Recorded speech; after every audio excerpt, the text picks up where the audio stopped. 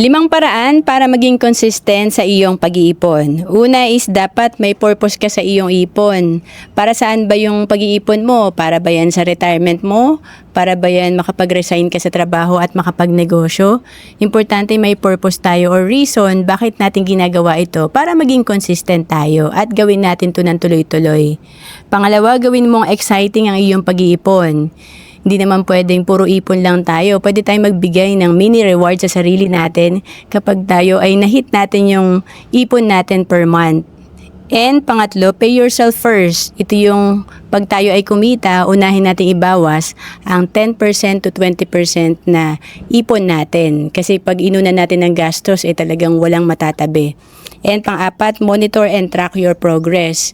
Kapag tayo ay nagbabudgeting, monitor natin yung mga expenses natin at nakikita din natin ang ating mga naiipon kada buwan at na-inspire tayo pag lumalago ito.